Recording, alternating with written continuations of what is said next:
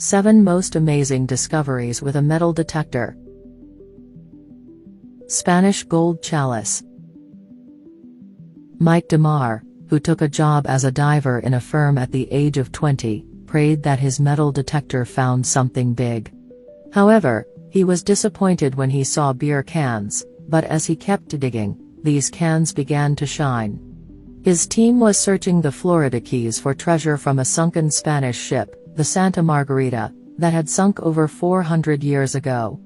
It felt that time had stopped underwater when Mike removed a 385-year-old chalice.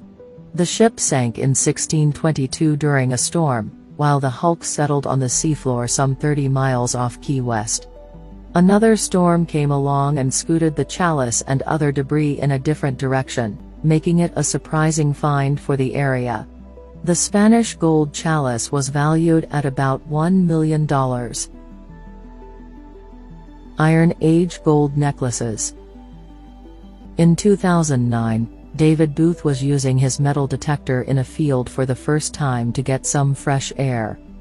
Maybe it was his beginner's luck because the man stumbled upon gold in the form of 4 necklaces. He discovered 4 torques, and as per historians, this was one of the most important hoards ever found in Scotland.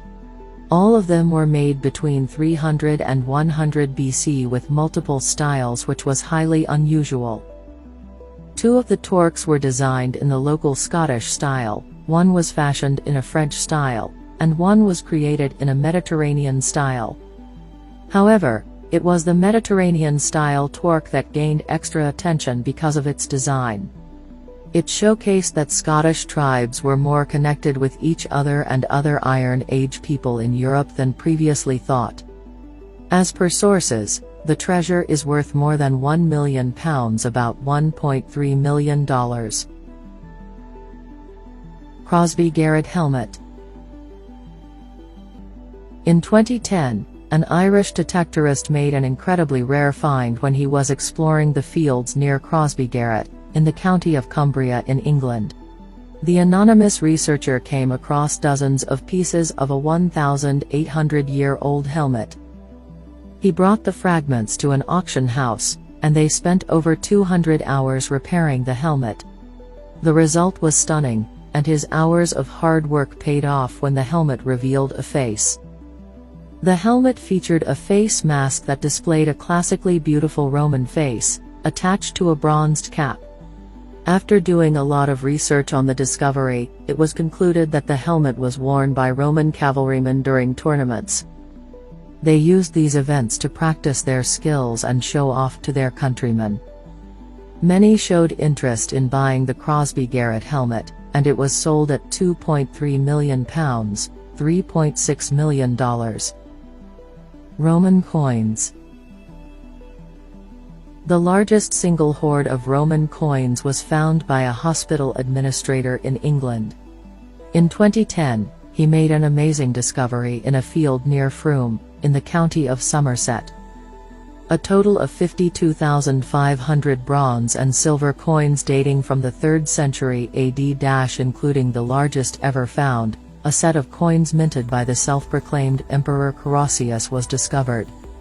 How they got into the field remains a mystery, but archaeologists believe they must represent the life savings of an entire community, possibly a votive offering to the gods. A Roman road runs nearby, but no trace of a villa, settlement or cemetery has been found. The coins are worth over $1 million and were sent to the British Museum, where they were cleaned by archaeologists to put on display. Hawksne hoard. Eric Laws just wanted to find his lost hammer with the help of a metal detector, but instead unearthed a lifetime treasure. He had unearthed silver spoons, gold jewelry, and many gold and silver coins that filled his 2 bags. The next day, archaeologists dug the area and discovered 14,865 Roman coins and 200 items of silver tableware and gold jewelry, and also the missing hammer.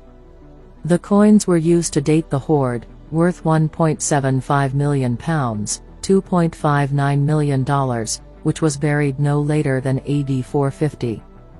Many of the spoons were monogrammed with Christian symbols, which showed that the owners held Christian beliefs. This added essential evidence for the importance of Christianity in late Roman Britain. Ringlemere Cup. Cliff Bradshaw, an amateur treasure hunter, decided to search a wheat field in England. He had to dig 18 inches deep to find the treasure, an ancient gold cup, which turned out to be a Bronze Age vessel. Although badly crushed by recent plow damage, it can be seen to have been 14 centimeters high with corrugated sides. The cup resembles a late Neolithic ceramic beaker with corded ware decoration, but dates to a much later period. Historians were delighted by the excavation of the cup, which, according to them, could be made between 1700 and 1500 BC.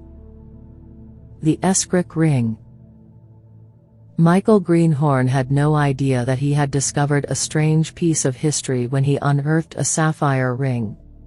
Later, it was learnt that the ring was made of gold, glass, and sapphire, by a master craftsman. The ring had been made in Europe and dates back to the 5th or 6th centuries AD. The sapphire is older than the ring. It had probably been cut 10 centuries ago, but the ring itself had been specially made around the sapphire. The famous find got its own name, the Escrick ring, and was bought by the Yorkshire Museum for $44,000.